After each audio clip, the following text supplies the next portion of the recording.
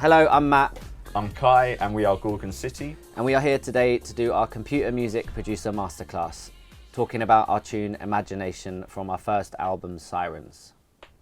Yeah, so this track for our album was actually quite different because pretty much the whole album we wrote everything in here, and with the vocalist we'd write it from scratch in here, write everything together, record it, and all do it in the session here. But this one came near the end of the album making process, and it was actually our publisher got sent a vocal, like an a cappella, and he said, look guys, I heard this and thought of you, so I sent it over. So at first we were a bit like, we don't really normally do it this way where we get sent an a cappella and we write a song around it, but we loved the vocal so much that we thought we'd give it a go. And we kind of just experimented, writing some chords around the lyrics, wrote a beat, and it kind of just fell together. Yeah, it's quite interesting because we've actually got the original a cappella here that we got sent. It was just a really rough a cappella, no music behind it, literally, and it was actually Emily Sandé that originally vocaled it.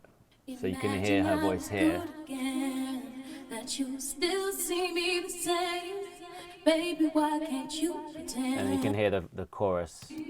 I need you to use your imagination. So then we just kind of wrote a track around that a cappella, and then we're going to go through it now. Yeah.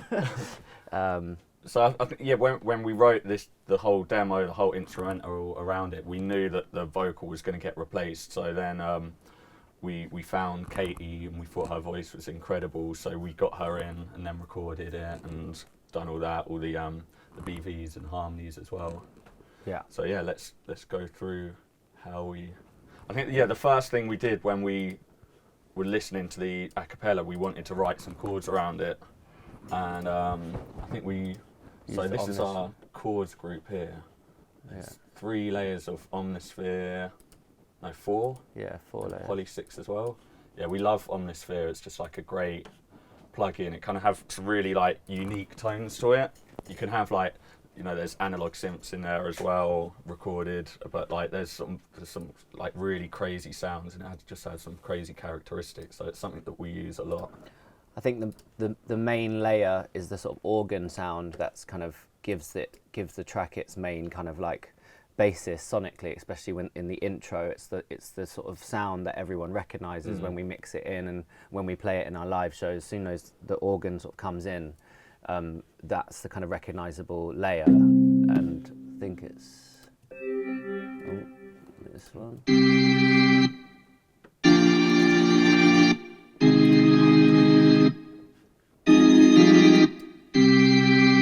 So this is the Smoked Hammond full preset on Omnisphere, and it obviously just has that kind of real nice, warm, kind of grainy, classic Hammond sound to it. So we thought that was a cool main layer, and then we sort of layered it with some other weird kind of sounding layers. Oh, that's just sort of a Nice sort of roadsy kind of sound. Yeah. And then this one's a sort of trippy thing. I don't know how to describe it, but it sort of gives it that kind of like movement. Yeah. That kind of makes it more unique sounding, not just a straight up organ. And then the top one, I can't remember what that was. It's another kind of Another sort of pad sound. Yeah. And so that's all in a group. Mainly we kind of group things together just to keep things tidy, and when we're working through it we know where everything is. But you can see like on these chords we haven't actually done loads of process into it, because especially with Omnisphere it just sounds great out of the box. We've kind of just EQ'd on pretty much all the channels. We always EQ out the bottom end because we want it to be like, we want to create room for when we're making the bass and sub and the kick drum. So pretty much everything we always cut out the bottom, and we find like an EQ that shows you the waveform, not the waveform, shows you the sort of spectrum, is really useful, because like sometimes we work in different studios or on our headphones, and if we don't know the room, it's harder to EQ. But if you can see the sort of spectrum, you can sort of find like bits you want to cut out like straight away. So like here we felt like we needed to cut a bit of 200 just to sort of clean it up a bit. So yeah, we'd definitely recommend an EQ like this. This one's called APEQ. I think it's called something else now. This is like an older version. It's Apple Soft, but then they Yeah. kind of, I think they changed the name for some reason. Now it's called App Qual or something. yeah. It's weird. They keep updating it, but you should check. If you Google that, you'll be able to find the newer version because it comes up when you Google the old version. Yeah, so we pretty much use this EQ on every channel on all of our tracks just because it's sort of so easy and so visual to use. And we've kind of used the EQ on every layer and then another one on the group. And then we've, on the group as well, there's a sidechain compressor. We love the Ableton one because it's just so easy to use and it you know, it's reliable, never like crashes or messes up. So Yeah. It's also nice sometimes with chords and sort of wide sounding pad elements to our tracks. We use the Stereo Tools Sonokiss plugin just to give it a bit of extra width. It's a nice sort of clean sounding widener. It doesn't sort of affect the sound too much. It's not really like a chorus. It's more of literally just like a straight up widener. So it kind of keeps it true to how you've made it before you put it on, but it just actually just makes it sound bigger and wider in the speakers. It makes it sound great in a big club or a big festival or whatever. And yeah, it's always good to put the EQ on the group after that because you just want to get it precise after it's widened. I think when you don't want to put the EQ before it, just to sort of make it sound perfect in the mix. But there was one other thing that we did on this group, which I thought was quite cool, is we put some kind of like crackle on each sort of chord stab, so it kind of makes it sound like a sample. We wanted it to give it that kind of like sort of organic kind of vinyl sampled effect, and we thought we just gave it a go. We thought it really worked, so you can kind of hear it in there. It's just kind of, and it stops. yeah, it's like cut where every So it chord sounds stops. so it sounds like it's been sampled from a vinyl. So we just thought that gave it a cool kind of effect and kind of you know, texture to the actual chord itself. But yeah, that's the chord layer. Do you want What to is talk that about one? It's for the last drop. So yeah, for the last chorus, we put opening up poly 6 using the filter cutoff, Yeah. just to kind of make it really crescendo for the last chorus. Yeah, we actually used this plugin loads, like especially on the first album, we used it on every track. It's just like a really nice, warm, really wide, chorusy, sort of analog sounding synth. And we always use it for like chords, and especially when you're opening up the filter to sort of build it towards a drop. We've kind of used this trick on pretty much all of our tunes. We still do, Yeah. to this day. So just like sort of opening up on like a pre-chorus or like a build-up to a drop, kind of just builds suspense really easily. And then like a lot of the time we'll have that opening up, and then right before the drop we might have a high-pass filter at the end to sort of bring that up, bring all the bass out before you drop in. So yeah, that's a synth that we use a lot. We probably don't use it as much nowadays because we've got actual real analog synths. We've got the Prophet 6 there. We've also got an OB6. We've got the Mofo at the top. Juno. So yeah, we've kind of replaced it with hardware, but you know this. When this we're on is- the road, we'll use that, and then we'll bring it. Yeah. We'll bring the idea back into the studio and replace it with the Prophet, just to kind of give it that analog feel. But it's a good thing to use on the road. Yeah, definitely. And it you know it's pretty much as good as real hardware. It probably would be cool if we had the actual hardware version of Poly 6 Might have to instead. go on eBay and get one of It's these. hard to find them that actually work really well nowadays, Yeah. probably because they're probably a bit old now. But Yeah, still. but we do use the sort of hardware quite a lot. We kind of just, it's more for the sort of creative side of it rather than the actual sound. Like it's fun just to sort of jam out on the synth, just press record and see what happens. And we can sort of jam out for a couple of minutes, and then we might find bits we like, we could cut that up, cut around the audio. So yeah, we use the hardware a lot, but it's mainly just for jamming out. and like as Matt says, Replacing. replacing chords that we've made on soft synths, replacing it with hardware. Yeah. And so the next channel is like a bounced something or other. Let's have a listen. Oh yeah. So this was from the original. It was like a weird. Oh It was a weird sample that they had in the acapella that they sent us from Emily Sande, and it was basically like a chopped up version of her vocal. What the producer, the engineer that had recorded her probably made it just, you know, on a vibe thing, and we thought it was really cool, so we kept it. We kept it in the intro, in the first verse, and it's just like a kind of quite subtle. It's quite subtle, but it gives it that texture. Yeah. And it sort of goes really well with the kind of trippy chord sounds that we had in this group as well.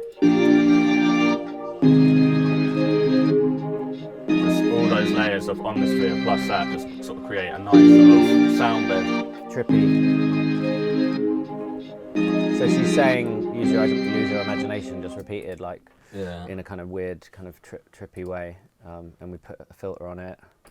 And then the next channel down is a little homage to the jungle days. Our jungle heritage.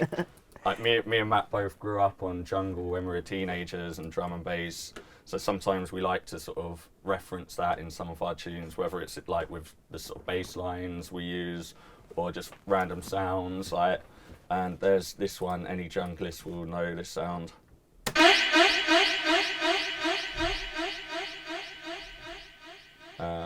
Which we won't tell you where we sampled it from, but you'll know if you know jungle music. So we kind of just put that in there just for fun, like it's cool. And we just warped it and put it in time basically, because obviously the original hit comes from a different tempo. Yeah. Should we play that, just like that part of the tune? What, the whole thing? Yeah.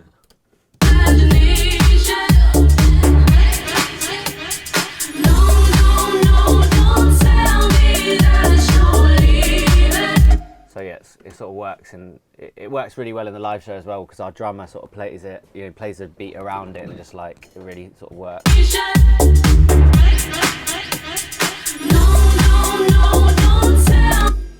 So yeah.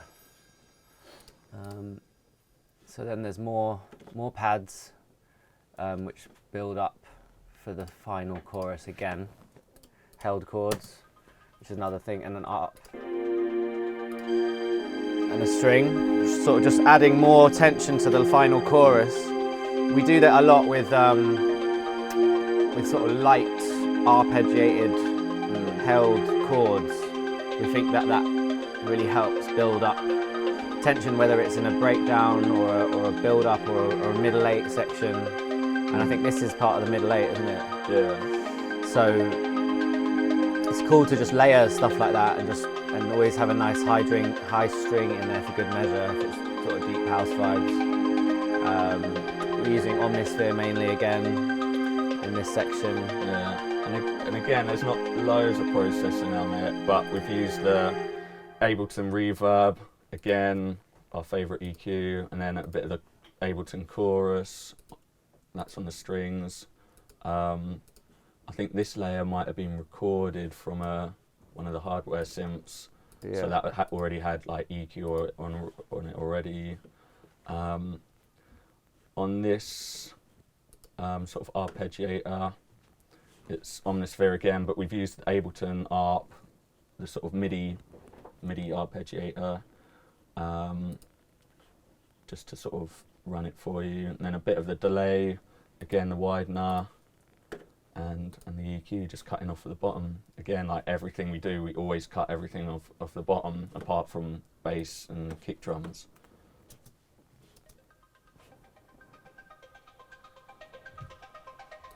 So this is the ARP that we use. We use ARPs like this a lot, like really light ones that are kind of just subtle rhythmic kind of elements, just to create a bit of movement and a bit of tension on like breakdowns and mid-lates. And then next one, strings, and then Y string. just a simple high string as well. But yeah, we do like that Hollywood string section preset on Omnisphere. It's just sort of sounds like they've recorded it in Hollywood kind of thing. It's sort of nice and silvery and shiny, and it sort of adds a nice layer, especially when you want it for a high string. We use the high string in pretty much all of our sort of vocal tunes. It's just a great way to kind of keep the track rolling if you've got a nice vocal like rolling over the top of it. It's just a good technique. It's been used in house music since the beginning of house music, so it's kind of a classic technique. It feels like sometimes just a simple high string can just like bind together all the elements of the track and just sort of bring it all together, really. So we're just going to check what this is. Oh, these are the icy keys. So we call, this sound is recorded from this synth, the Juno GI. It's a preset on there called Icy Keys, which is something that we used a lot in our first album.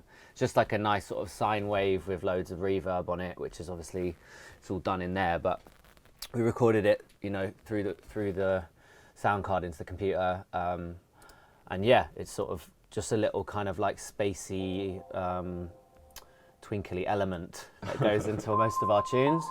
It's pretty cool. Just gives a bit of like, texture to sections that need a bit of filling up. I think it sort of works when the vocal isn't there. Have a listen now.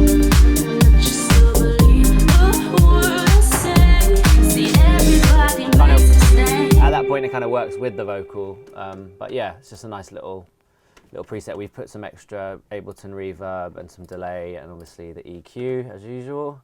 We do like to cut. I don't know if you've noticed, but quite a lot of the sounds have got sort of around 1,000 cut, just because it might interfere with. It might just give it a bit of like a weird kind of ringing frequency that we like to get rid of, so the drums and everything can shine through it properly. And a lot of the vocals is around that frequency as well, so sometimes it's nice to create a bit of room for that. Yeah, so generally with pads and sounds like this, and even sort of like mid-rangey bass as well, you want to get rid of that if you've got a nice tough vocal poking through. And then next, bass. Bass. The important bit. Yeah, we spend quite a lot of time working on bass. I think it's sort of one of the things that maybe we're known for is making house music that has a big bass and just sounds heavy. And I guess that comes from our background and working with drum and bass and jungle and even like garage and grime and stuff.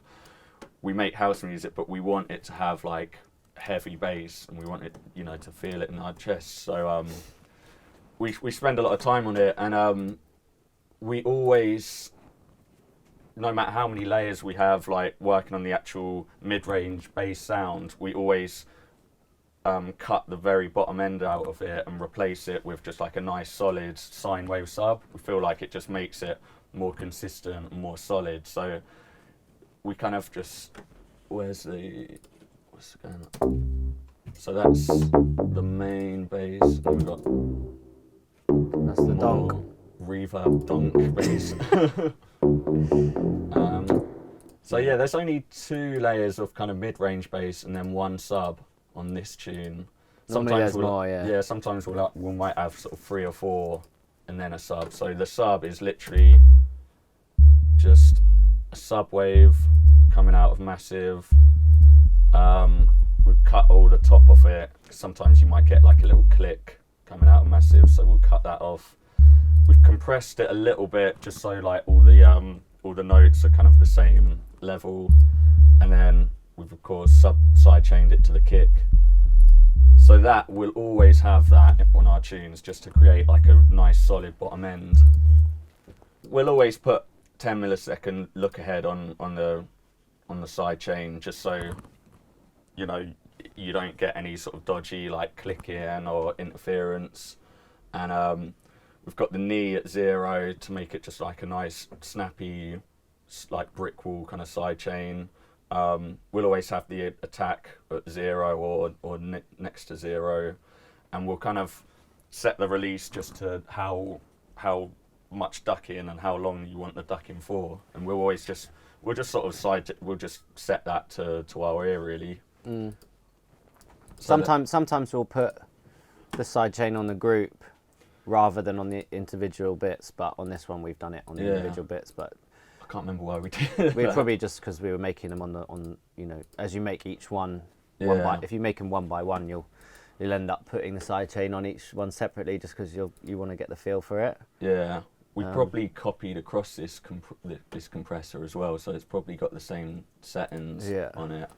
So this one here is our kind of main mid-range sounds, and we've layered it with a sort of a more growly one with a bit more reverb on.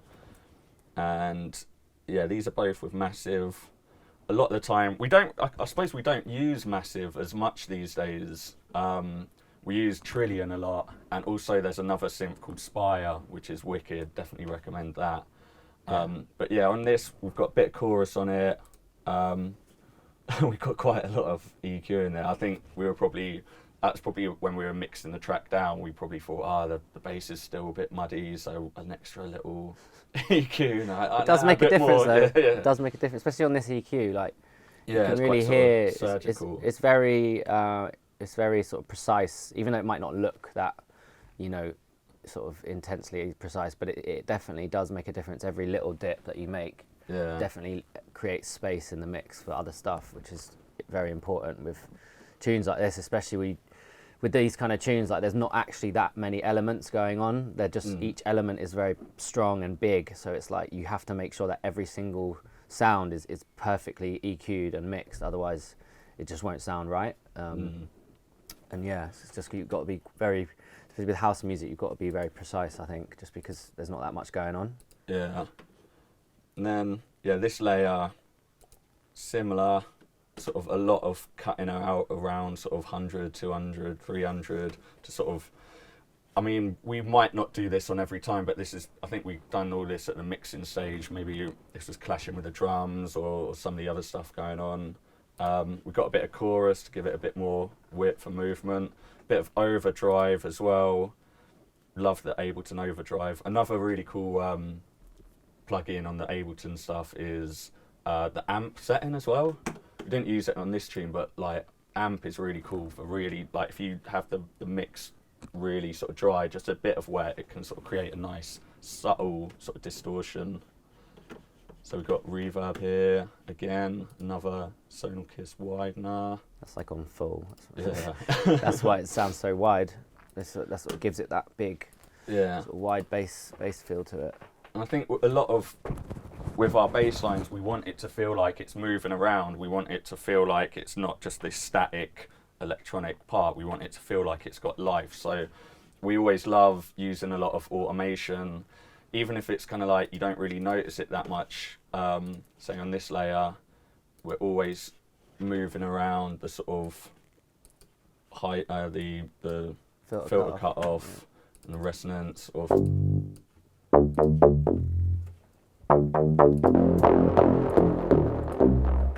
So sort of like.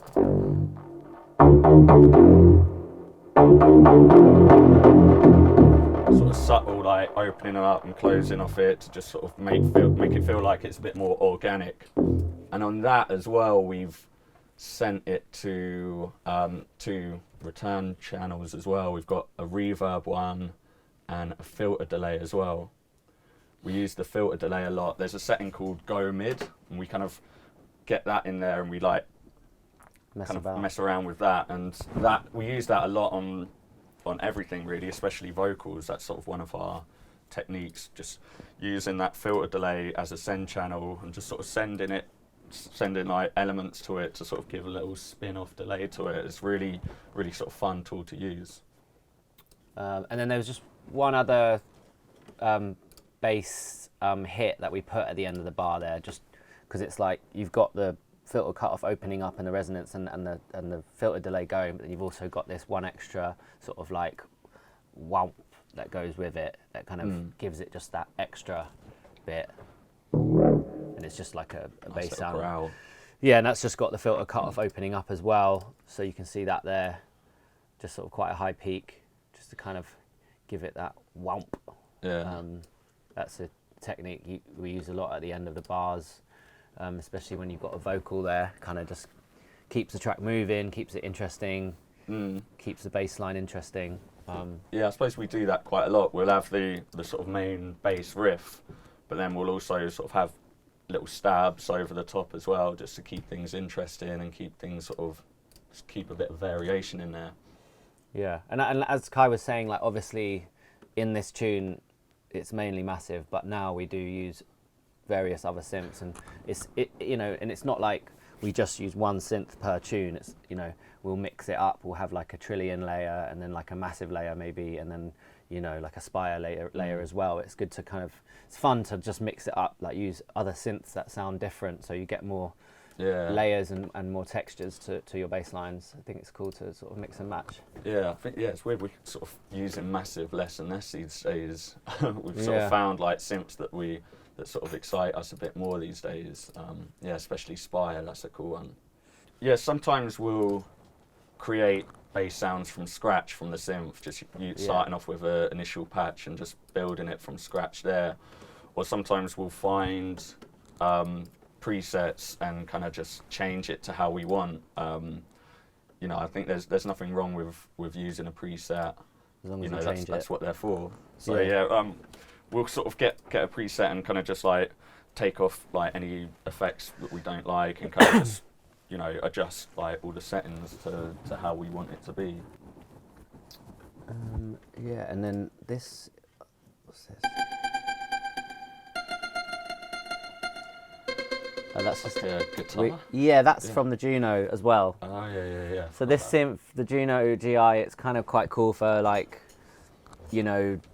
sort of those kind of things like live instruments, but kind of in a quick kind of digital way, like things like guitars. It's got a nice muted guitar which we use on this tune as well, and things like strings and piano sounds. It's just kind of like a classic sort of electronic stock sound synth, which is why a lot of people use it for playing live in bands and sort of live music. So it's sort of just a nice all-rounder if you want to get simple sounds like that. And that's just from there, and it's just got some delay on there. It's got quite a sort of fast delay there, and then another one next to it. It's got and then reverb, and then again the EQ. Pushed it up at about 3K just to give it a bit more punch through, because of the rest of the tune that's going on. It needs to push through that frequency. No, don't tell me that you're leaving.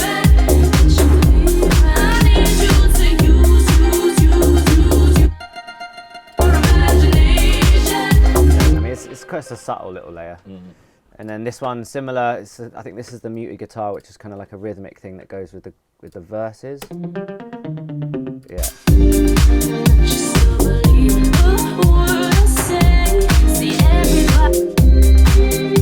Turn it up.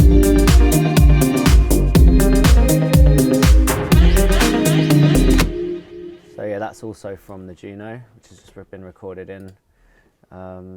More hardware sounds, and same again, just some delay, widener, EQ, some dynamic tube from Ableton, and some more overdrive just to give it some distortion and a bit of crunch,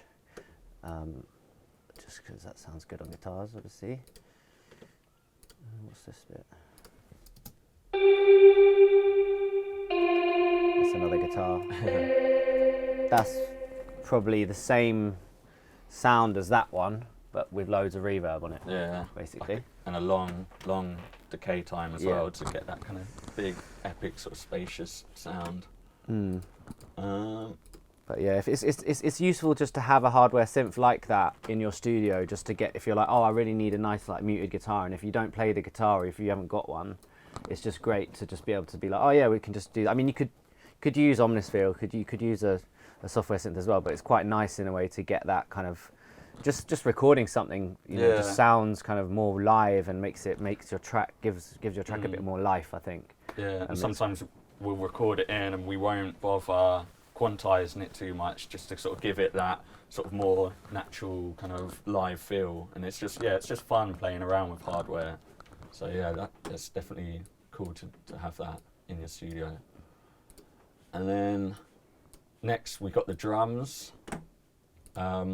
We do most of our drums in audio just because it's quick and sort of easy to like throw around audio, especially on Ableton, kind of just like, you know, arranging it like that. But with the kick drum, we'll normally use a sampler or a simpler in Ableton, just because, say, if we're coming to mixing it down or halfway through the track, we find that the kick drum isn't working with the bass. It's easy just to drop another one in. You don't have to copy it all across. You can sort of replace kick drums.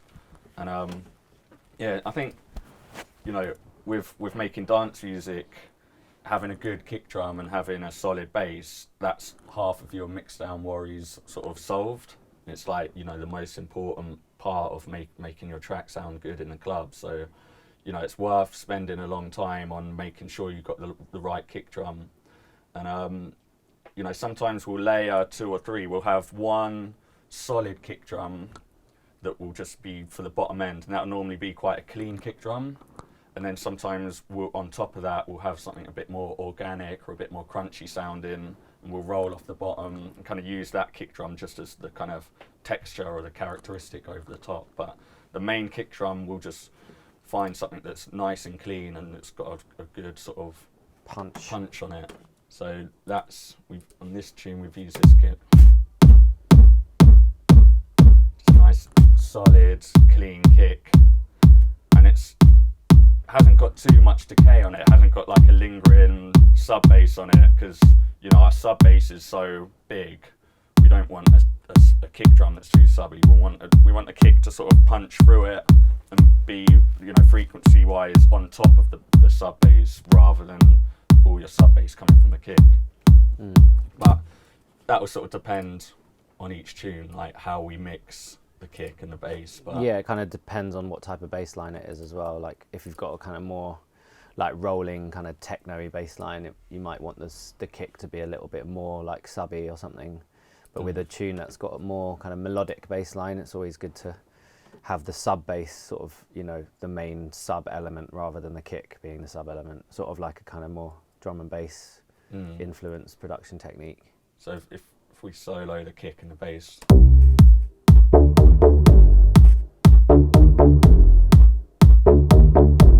So yeah, I think we spend quite a lot of time just making sure the kick and the bass are sitting right together and they aren't clashing. And, you know, it's important to make sure your kick's in the right key as well.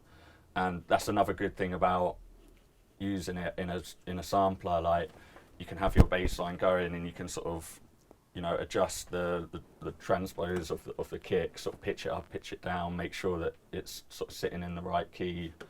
And, you know, a lot of people seem to sort of spend a lot of time layering kicks and kind of just messing around with them. But I think for us, it's like, if the kick isn't working, try swapping it for a different one, rather than trying to force the kick drum to work by like EQing the hell out of it. It's like, if it's not working, just try a different one. Yeah, I think the best thing to do is change the pitch of it, and if that doesn't work, change the kick drum. Yeah. Don't spend too long in, because even if you love the kick drum, it might not work with that specific tune. You need to get the right kick for that tune. You can use that kick drum on another tune. Yeah. You know what I mean?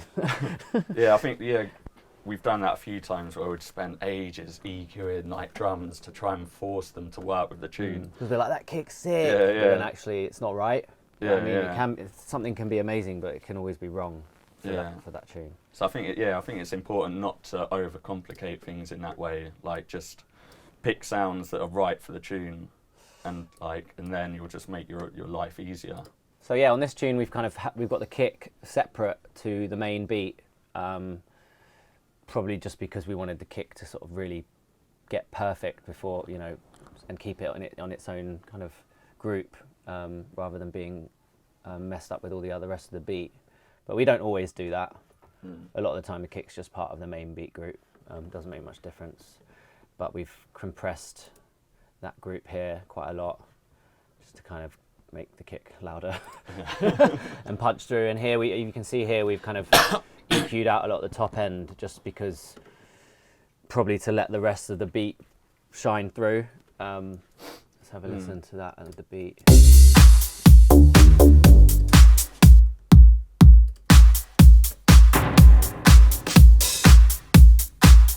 So yeah, if you listen to the kick on its own, Yeah. and you take off the EQ, and you can sort of see the difference.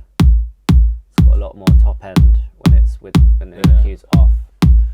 So when you put it on, it sort of sounds a bit muddier, but that's because you want the rest of the beat to kind of have space. Yeah, with the kick drum, that kind of 200-300k frequency, that's sort of like where the snap is, which is nice to have that, but I think this particular sample had a bit too much of that, so we cut it out. I think like that kind of frequency always just sounds a bit sort of ear piercing sometimes, a bit like too intense, that sort of 2k, 3k area, especially with sort of certain drum sounds like clap sounds and even vocals. Sometimes it sounds a bit sort of screechy, and like it can like sound a bit tinnitusy Yeah.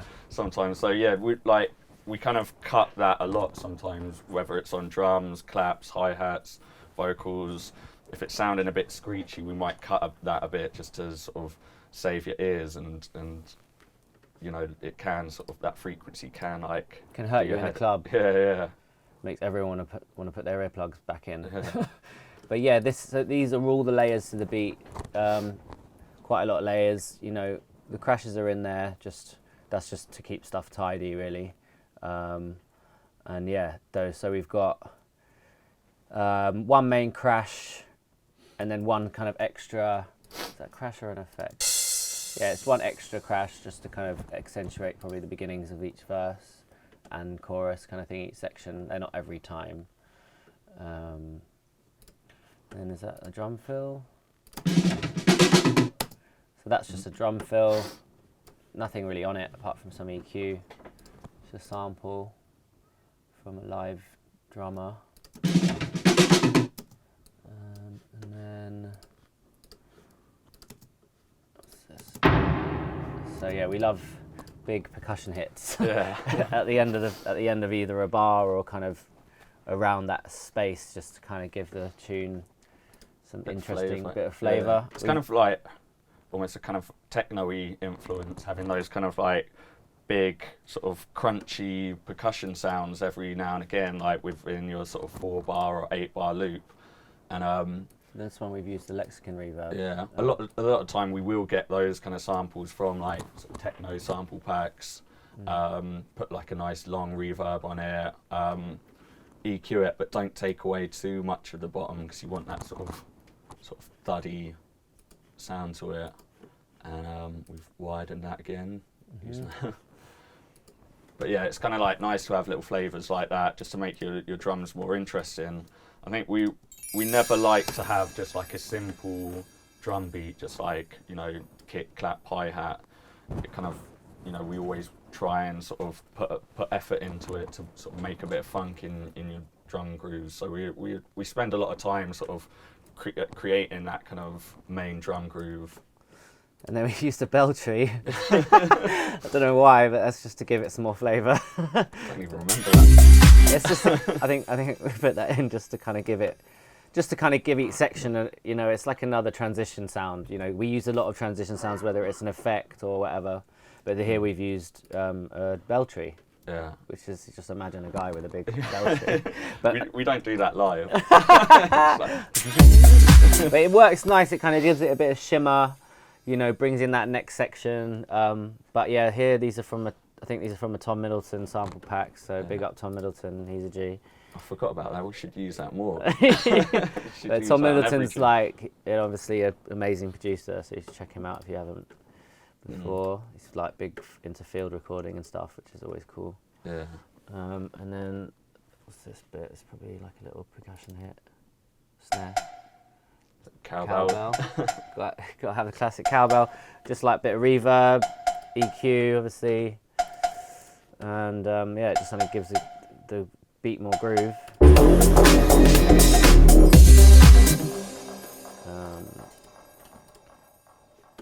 It's probably another similar. It's a little bongo. So that's at the end of each bar.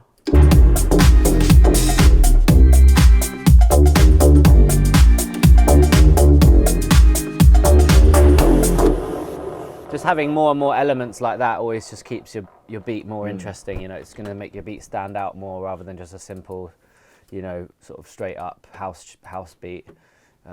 gives it more kind of groove and just makes it sound better, basically. Yeah. There's more percussion here. Percussion. That one's actually from Massive. It's like an electronic. Yeah. And some loops. Just a little bongo loop. yeah, we don't actually use full loops that much like that. We like to put our own stamp on things. Normally, even if we do use a loop, we'll kind of get a loop for a bit of inspiration, but then cut it up into each piece and then kind of create our own groove or our own drum pattern using that loop. We might have done that on that. It's just because it's been consolidated. So Oh yeah. We might have, but yeah, sometimes it's hard to tell if you've consolidated it. But Yeah. still, just kind of nice to have a rolling bongo loop in there. Yeah. Keeps it moving. And what else we got? Open hi-hat. That's actually raw. Like Yeah. that's got nothing on it, which is good, I think. Yeah, it's kind of nice that it kind of Yeah. Makes it sound real, makes it punch through. If you don't, sometimes it's good to just not put anything on some drums because they're just drums recorded. Yeah. You know, if you go into a room, you haven't got a natural EQ, have you? So if you want to hit the drums proper punch, sometimes it's cool just to keep them dry. Mm. Kind of like a disco-y loop there. Michael Jackson vibes. Yeah. And we've used that just as a kind of layer on top of the drums that we've already got. So we've high-passed that a bit. We've got another kick drum. And because our main kick drum in this tune is so raw and so clean, and because the vibe of this tune is kind of more of like a live drum feel, we wanted to sort of have that kind of like that vibe on the kick drum, so we kind of use this. It's almost like a sort of cymbally sound. It's got a little open hi-hat as well. And then we've also got some sort of real hi-hats, real recorded acoustic hi-hats over the top, on top of that kick, to sort of give it that more disco-y vibe. Yeah, they're really nice. Those like Vengeance ones. They're really good. And then another sort of disco-y loop. That kind of. And then another one. I forgot we used so much on this. So we've got all these loops, but these loops aren't really creating the main drum hits of the tune. They're kind of more just like layers on top of it. Make it sound full. Yeah. But this is kind of like, we've got these two. They're the sort of main clap sounds. So we'll do that quite a lot. We'll sort of have the main kick and the main clap to create like the main sort of body of the drums, but then we'll have layers on top of that to sort of create more sort of acoustic kind of like textures on top of it. And more hi-hats. So, yeah, we've actually got quite a lot. I think that's what makes this tune sort of sound so big when it drops. Yeah. Because you've got so many layers kind of rolling around on top. It just like really makes the beat really full and just really works, you know, in sort of a live environment and in clubs and also on the radio as well. It sort of sounds really kind of full. So this is an example where we've taken a loop from a sample pack but cut them up into individual hits and created our own rhythm for our own sort of needs of this tune. So we've got shakers here panned almost fully to the left, and then other shakers here panned almost fully to the right. We've kind of just made our own rhythm out of it, sort of give a bit of groove. And like when it comes to sort of groove and swing, we actually always do it by eye. So like if we want a bit of a swing to the tune, we'll actually just we'll literally shuffle the sort of hits a little bit to the right to give it that little bit of a swing. We'll do that manually. So on this tune, we've got all of the 8th drum hits actually quantized on the beat. I mean, some of the claps are a bit early, but every 16th in between those, we've kind of delayed it by about a quarter of that 16th. I don't know if you can see that. So that's the 16th there. And these shakers, we've kind of just manually shoved them to the right about a quarter, so a 64th. And so we'll create sort of swing and groove by doing it like that manually. So you can sort of feel the groove. I mean, like for us, like each track is different. Sometimes we won't have any swing at all and everything will be quantized on the 16th. But a lot of the time, especially for disco-y stuff and especially for garage, you'll always want these odd 16ths in between the 8ths to be like delayed. And that's how you sort of create that swing. Some shuffly deep house. Yeah. It's always useful. Okay, so that's kind of the drums. Do you want, we can listen to them one more time all together, just to sort of give you the summary. Yeah, because there's quite a lot going on with these drums. A lot of layers. So yeah, this, as you can see, like, to tidy it up, when we were making this tune, it definitely didn't look like this. It looked like an absolute mess. But we kind of tidied it up for you guys. But yeah, so all together.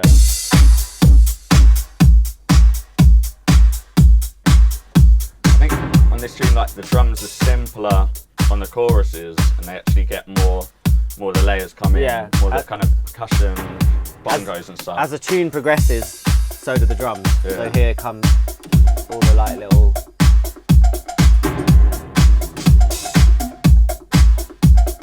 Just to kind of keep the listener interested, keep the tune moving, keep it like progressing.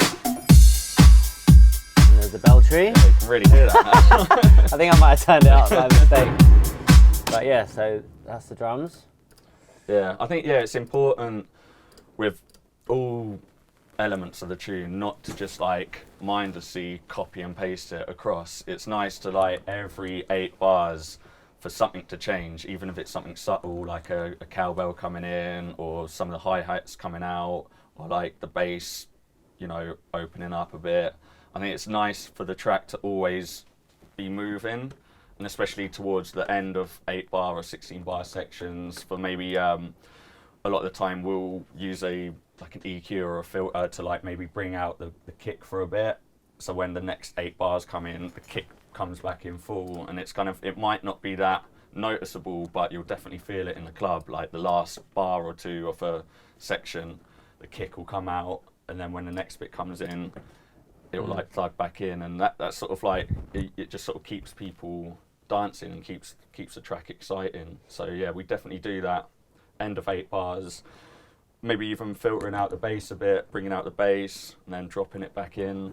So it's almost like mini drops within the tune. Also, when we're doing like our sort of final drops or mid-late sections, we'll kind of put much more stripped back versions of the beat, you know, just to keep the vibe moving, so people, you know, just so people keep their heads nodding before it sort of drops again. So here you can see we just put in like a light layer of the drums.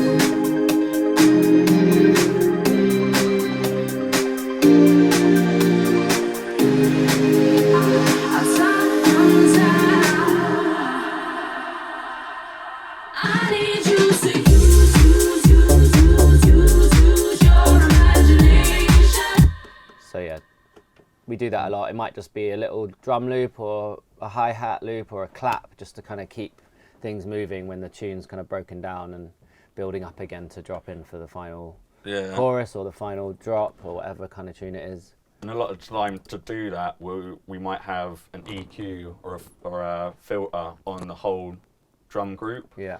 So you're almost like a DJ, you've got a filter and like we'd turn it on at certain parts and kind of filter beats down, filter it up. It's kind of just like a quick and easy way of being able to do that. Looks like we might have done it, but just not show it. Yeah.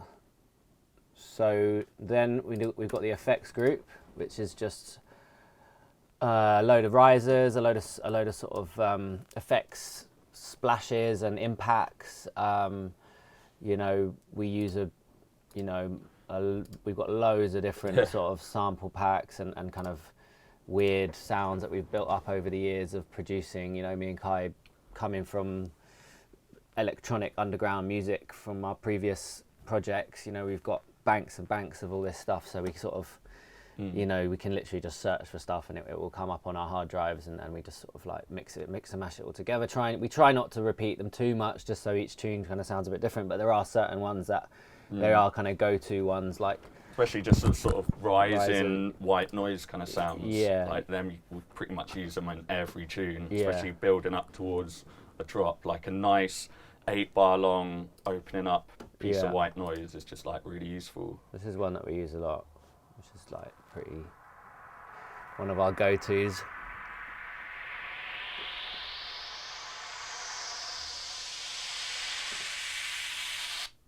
And then obviously the impact is followed by an impact from another sound. And then it's got this one as well. So it's just like a mishmash of madness basically, and it kind of all together it sounds like this.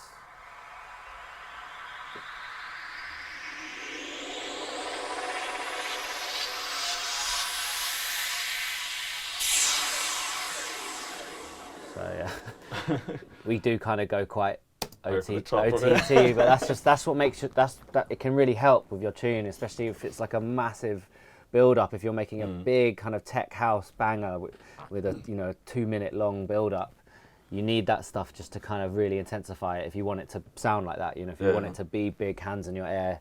But it's cool as well just to like use loads of different bits rather than just getting one from some EDM sample pack which someone else has done. It's cool to kind of use a load of different ones that you've got that kind of just make it sound a bit more personal and a bit more unique, so it doesn't just sound like you've ripped it from some sample pack that everyone else has got, Yeah, and even using creating them from scratch from synths is really fun to do, because then you've got full control over it. You can like play around with the pitch bend and like the sort of LFO and the sort of the zaps or whatever. So we've got some of those here as well. I think there's one here from Massive that it's like a riser. So yeah, that's it's just great to be able to manipulate it yourself and change the pitch of it if you want. And here we've done it. And then that way it's sort of easy to be able to do it in key as well. So we'll just have it on the root note of the key and just kind of pitch bend it from the bottom to the top. Nice and simple. And then we've got we actually, in a lot of our tunes, we put in sort of textures from real life settings, whether they're wind within a white birch tree or a couple of geese quacking around a pond in the countryside. It just Nice sort of ambient textures. we love using real life ambience to kind of give our tunes more kind of texture, and I think it just gives them that kind of quality as well. It gives them a nice sort of professional touch if you use a bit of real life ambience. So there's a really cool website for that as well called freesound.org, and it's a user uploaded site. So you go on there and there's loads of geeks with field recorders that have just been like out on a country recording walk. ducks for you, so you don't have to. So this one is someone called Clankbeeld. Yeah, That's probably his last and name. they're Probably- all he's probably a German bird spotter or something, Yeah. bird watcher. But yeah, this is wind, so we Yeah. just put that at the and beginning. they're all of the tune. like royalty free as well, and you can find some really cool stuff on there. And we've also got a field recorder as well. I remember like going down the beach in Ibiza and recording the waves. So we've used that on a few tunes, just like waves, like lapping up on the sand, that kind of stuff. But yeah, it's weird. The geese sample one we've used in pretty much every tune on like that first album. Yeah. You can sort of notice that at the start. Ready for Your Love, one of our big tunes, Ready for Your Love. It's got a lot of geese in it. Yeah. Geese house. Geese house, mate. But yeah, so that's we've pretty much gone through the whole instrumental there. And so all together it sounds, I'll take out the vocal for now, but we'll put in the first kind of drop.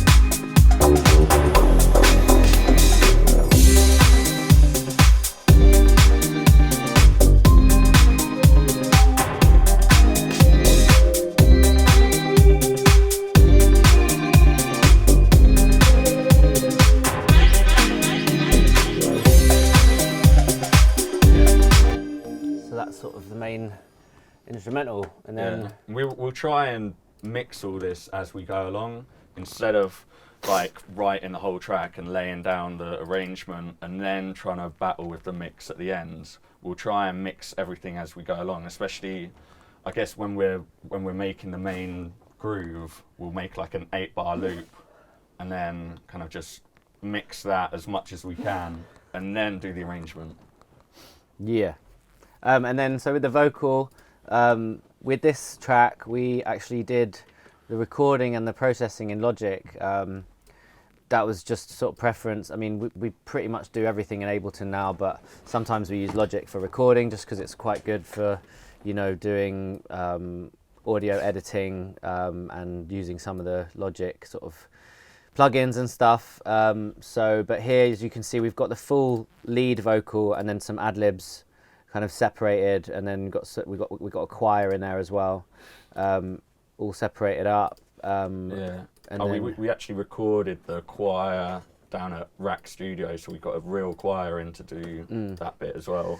And so on this group, we've just got a just got a little bit of side chain just to kind of like bring it into the beat, so it doesn't sort of sound floating around. It sounds locked in like a sort of dance tune rather than a sort of pop tune. We sort of love doing that, just so it kind of sits with the beat properly and doesn't sort of get lost with all the other elements, and just so it locks in nice and strong. And also, as we mentioned earlier about the send channels, using that filter delay, this is kind of like a bit of a signature on our vocals, like having these kind of delay spin-offs. So like say on the ad-lib tracks, you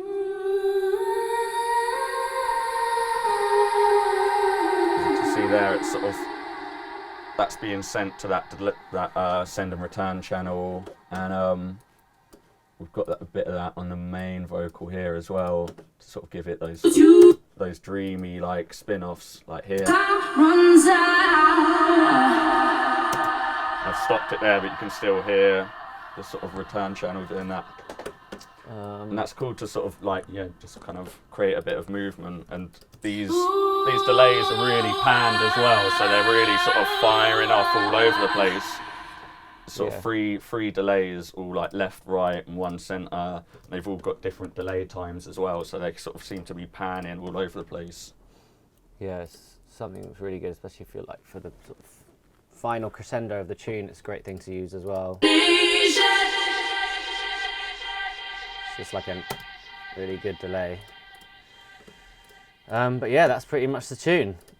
We can go into Logic quickly and have a little look at what we did with some of the processing. It'll probably just be similar stuff that we'd use in here, but maybe just with like a Logic space design, reverb and stuff. But yeah, we could quickly look at that.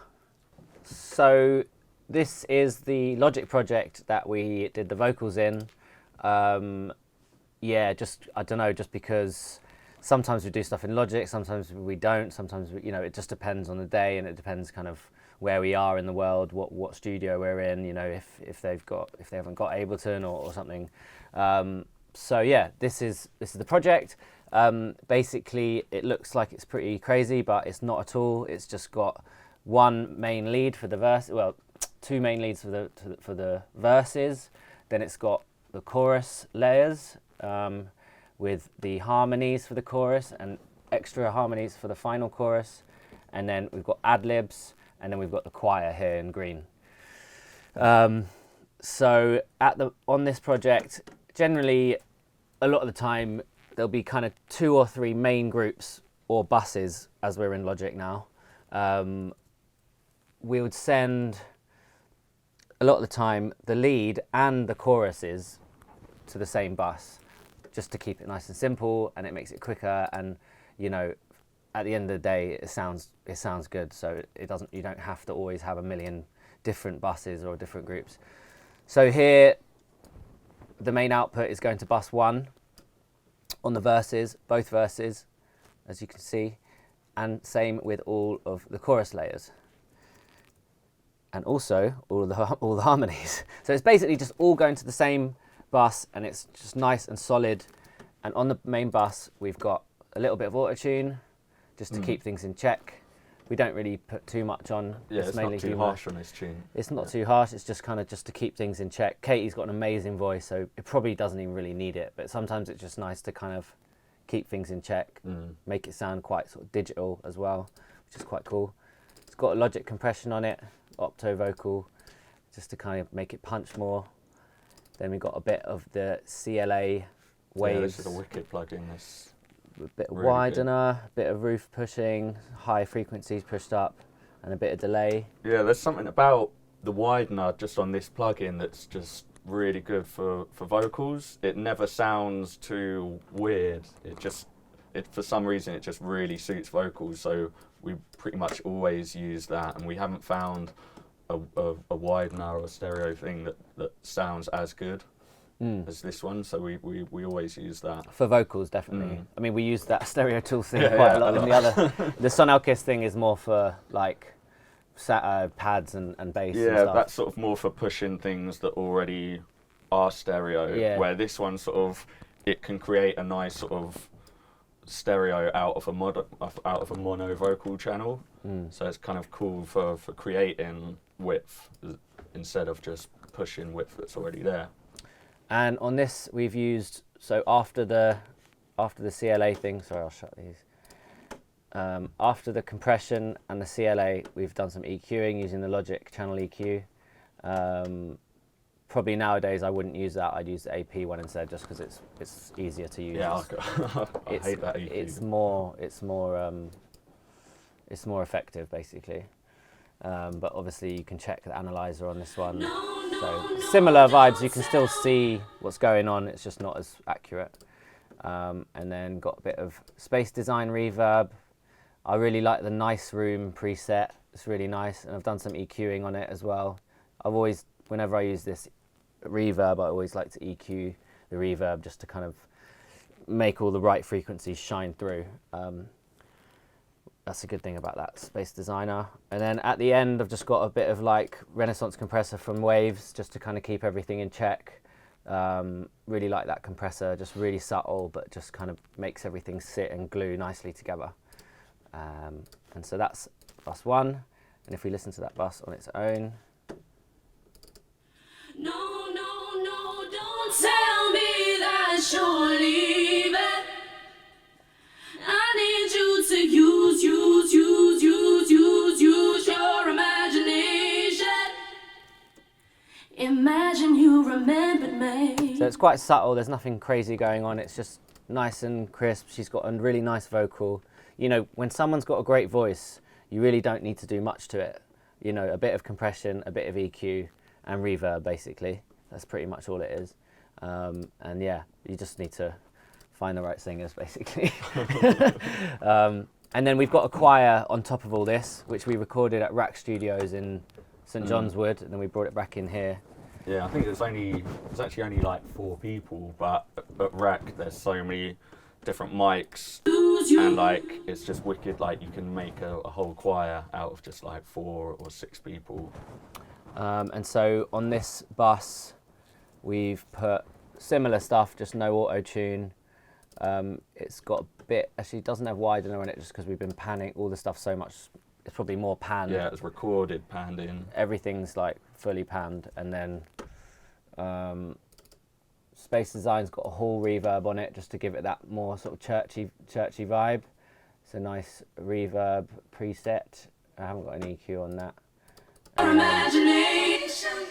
And so you can hear this on its own. It's got the Renaissance compressor on there just to keep it in check a little bit, just to sort of keep it level. And then it's sent to another bus, which has got